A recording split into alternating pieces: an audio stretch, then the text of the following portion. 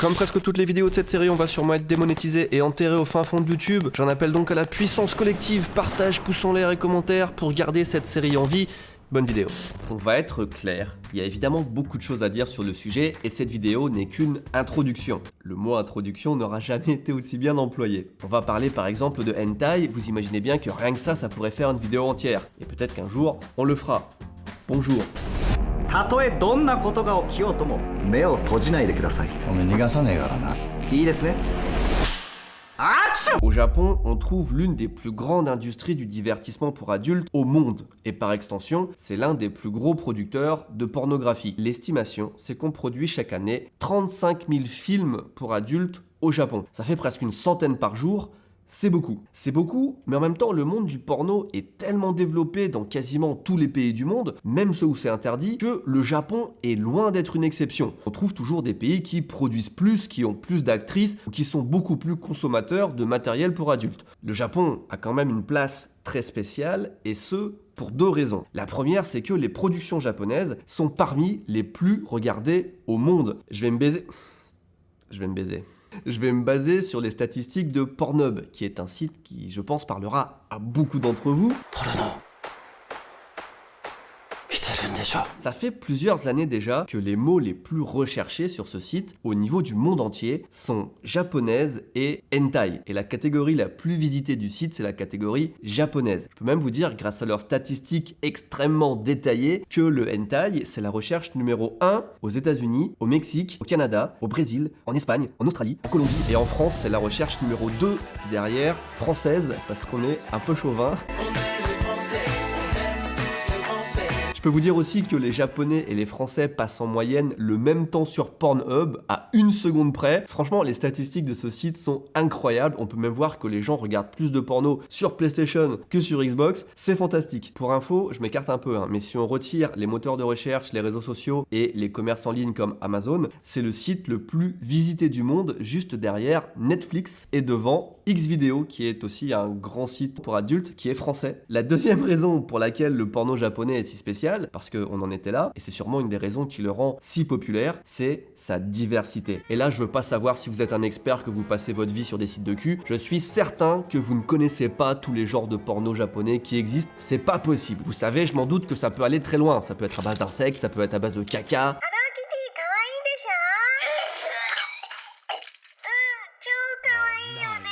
Mais ça, c'est juste la surface. Il y a des centaines de genres différents.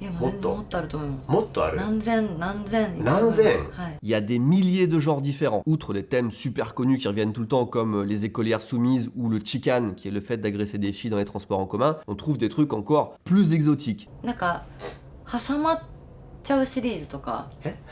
ドアに挟まってもう動けなくなってるところをみたいな時間よ止まるシリーズっていうのがあってこうあんってやってて時間が止まるとっていう Ça, c'est juste des exemples, et encore relativement soft, mais on peut partir beaucoup plus loin avec des filles qui sont déguisées en toilette publique. Il y a une série Sexe avec des sauvages, Sexe avec des sans-abri, il y a plein de trucs exprès. Ils ont des espèces de jeux télé. Malheureusement, je ne peux pas vous montrer d'extrait et c'est très frustrant. Je pense d'ailleurs que vous voyez à peu près de quoi je parle. On est sur une autre planète. Ils inventent des trucs. Ils ont une imagination. C'est incroyable. Bref, il y a de tout en fait. Et apparemment, tout le monde sur la planète, ou presque, arrive à trouver au moins un truc qui l'excite dans le porno japonais. Ils sont très forts. Ils sont très forts surtout qu'au Japon, la pornographie est censurée. Selon la loi japonaise, article 175 du code pénal, on ne peut pas vendre ou distribuer du matériel obscène ou indécent, selon la traduction, sans annoncer vraiment ce qui est obscène. Le moins qu'on puisse dire, c'est que pour une loi sur la censure, c'est flou comme définition. En gros, ça veut dire qu'il faut flouter les parties génitales. Il n'y a pas de problème pour faire des orgies de 100 personnes, pour faire des boucaquets, pour se vomir dans la bouche. Ça, c'est pas obscène, mais il faut flouter les zizi, comme ça on est sûr que personne ne comprenne ce qui se passe à l'écran. La loi japonaise. Les consommateurs japonais ont toujours lutté contre ça, et à une époque d'ailleurs, on trouvait des appareils pour soi-disant enlever la pixelisation des films, des Mosaiku Joukyoki, comme on les appelle. Je me doute fortement que l'efficacité de ces appareils est très discutable, ça me rappelle les passoires sur Canal+.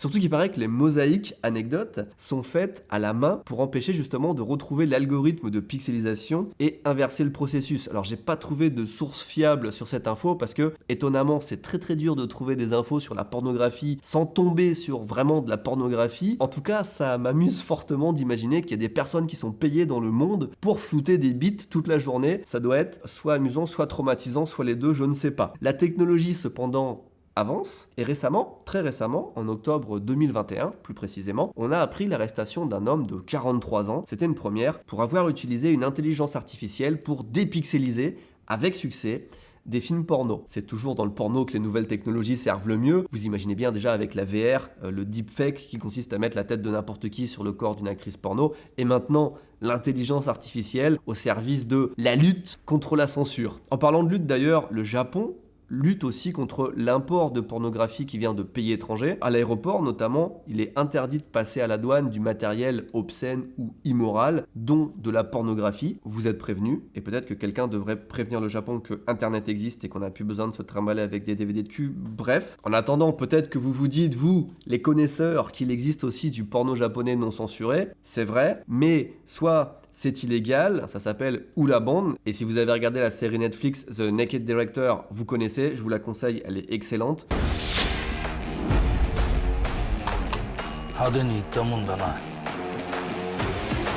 Ou bien solution numéro 2, ce sont des entreprises étrangères qui font tourner des acteurs et des actrices japonaises et qui du coup ne sont pas tenues par la loi japonaise. À part ça, la manière la plus efficace d'éviter la censure pour une boîte de production au Japon, c'est d'utiliser tout sauf un pénis. C'est pour ça qu'on a vu apparaître des genres bizarres comme les fameuses tentacules ou des relations avec des monstres, des aliens, etc. Ça permet de montrer des vrais rapports sexuels sans pénis. Et apparemment, c'est pas obscène, donc ça passe. Et vous le savez bien, transition, on retrouve ça spécialement dans le hentai.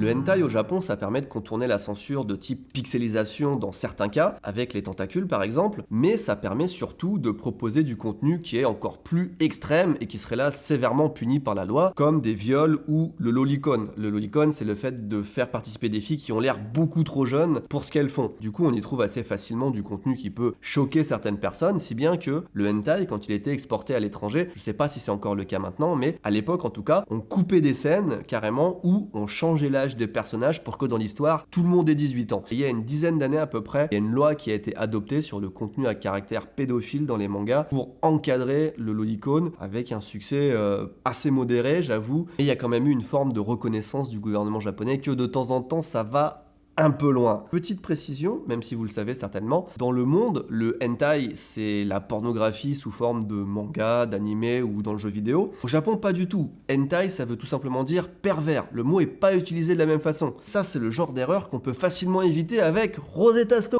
C'est un truc à part le hentai quand même. C'est tellement développé que c'est un art à part entière en fait, avec des dizaines voire des centaines de genres différents. On va pas rentrer dans les détails évidemment dans cette vidéo parce que c'est pas non plus le sujet, mais je vous donne quelques mots comme yaoi, yuri, futanari, le dojinshi en général. Vous voyez que chacun de ces genres déjà c'est une branche à part entière, donc c'est assez vaste. Voilà, j'en parle pas plus aujourd'hui parce que vous l'avez compris, il y a beaucoup de choses à dire. Ce que je vous propose, c'est plutôt de revenir dans la réalité, la dure réalité des actrices X au Japon. Face à l'immense concurrence et avec un nombre très élevé d'actrices pornographiques au Japon, les salaires sont de moins en moins élevés. On s'attend pour ce genre de travail à trouver des filles qui sont bien payées pour leur performance. Eh bien, ça n'est pas le cas. En tout cas, ça n'est plus le cas. On compte environ 10 000 actrices dans le milieu du divertissement pour adultes au Japon. 10 000 actrices en activité, c'est beaucoup. Et toutes ces actrices sont classées par grade. Tout en haut de la pyramide, on a les Tantai Joyu. C'est l'élite, les stars du X, c'est celles qui sont connues, celles qu'on va mettre sur la jaquette du DVD, celles qui vont vendre le film, ou plutôt faire cliquer de nos jours. Elles ont un salaire qui est assez élevé, mais couplé à un contrat d'exclusivité avec une boîte de production. Elles vont gagner entre 500 000 et 3 millions d'yens par film, en tout cas c'est ce qu'annoncent les studios sur leur site internet. 3 millions en vrai c'est certainement pas très souvent.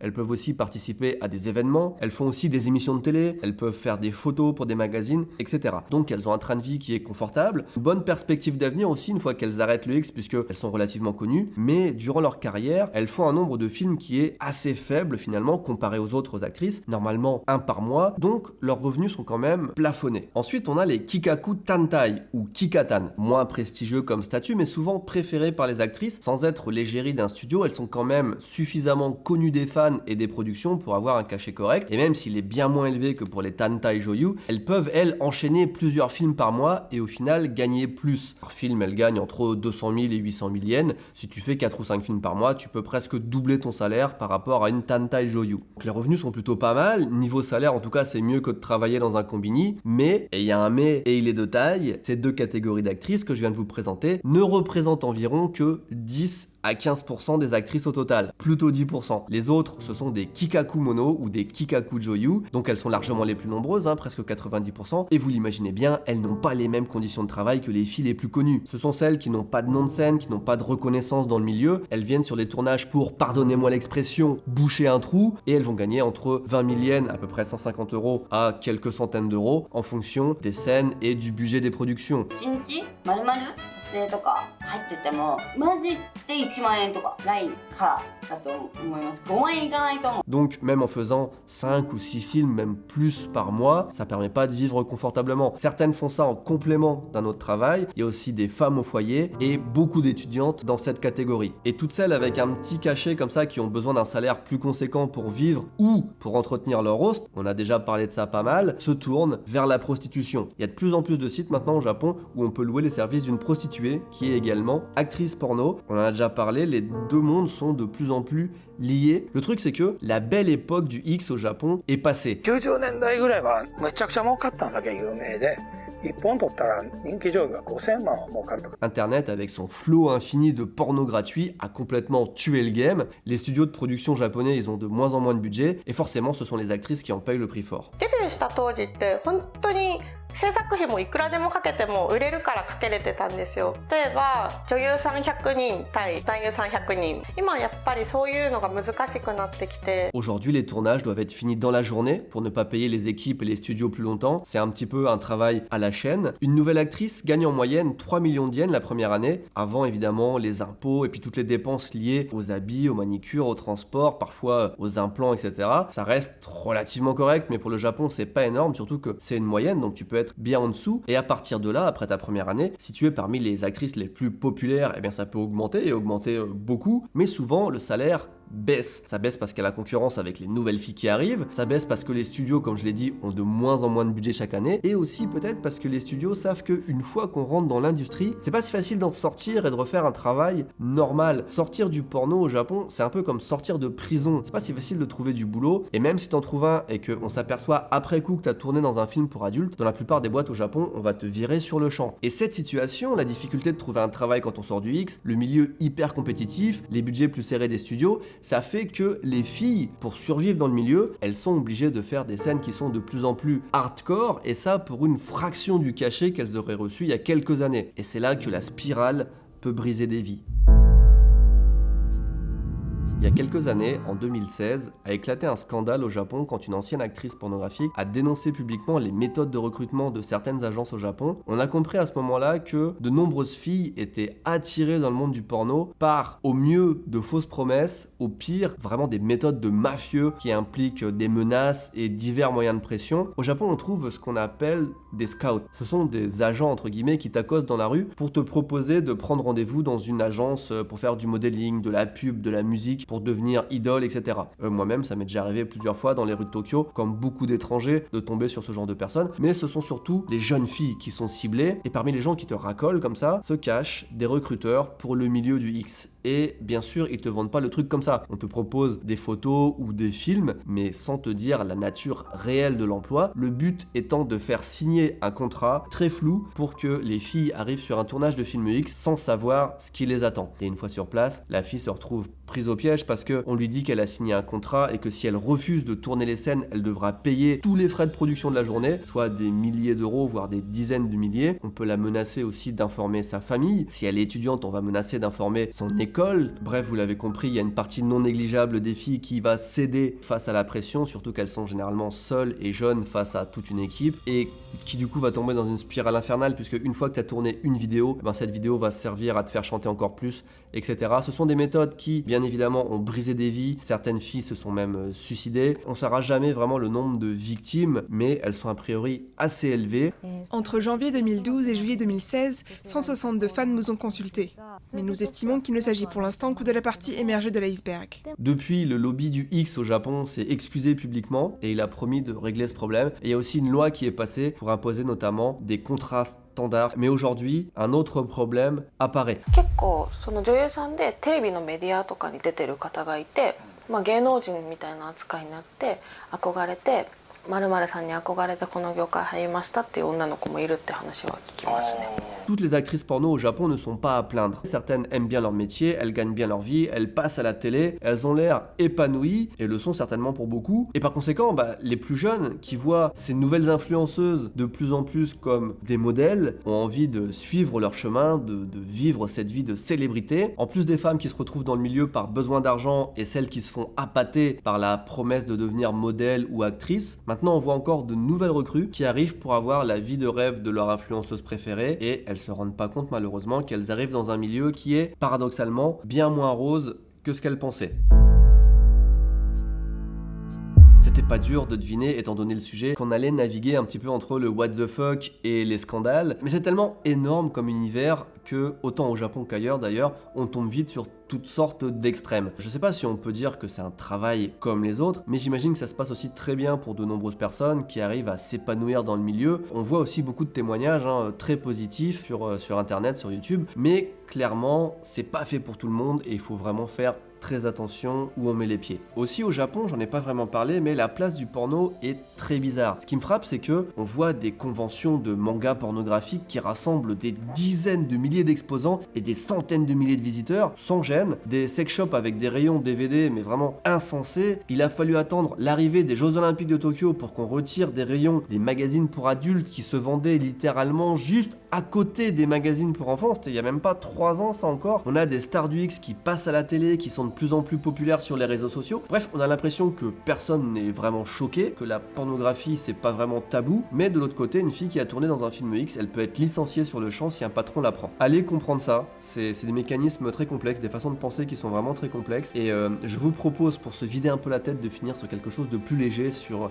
une petite anecdote sur laquelle je suis tombé, qui est à la fois, vous allez voir, tragique et loufoque. On sait qu'il y a déjà eu des morts très embarrassantes dans l'histoire de l'humanité. Par exemple, cet homme, pétrifié dans une position très compromettante lors de l'éruption du Vésuve à Pompéi, eh bien au Japon, un homme est mort, chez lui, assommé par une pile de magazines porno. Il avait entassé 6 tonnes de magazines porno qui lui sont tombés dessus, et il est resté enterré là-dessous plusieurs mois avant que quelqu'un retrouve son corps. Ça doit être très rare, j'imagine, mais j'avais déjà entendu une anecdote similaire d'une femme qui était décédée parce que le plafond de sa maison lui était tombé dessus, et au-dessus, c'était la chambre de son fils, et pareil, il avait entassé plusieurs tonnes de magazines pour adultes. Comme quoi, il y en a qui sont vraiment très très fans de ce genre de littérature. J'ai trouvé pas mal d'anecdotes comme ça de ce style, et je les garde dans un coin. Je me dis que peut-être pour une prochaine vidéo, éventuellement, pourquoi pas. Voilà, c'est tout pour moi. Peut-être une suite à cette vidéo un jour, je ne sais pas. En attendant, je vous remercie d'être resté jusque là. Bye.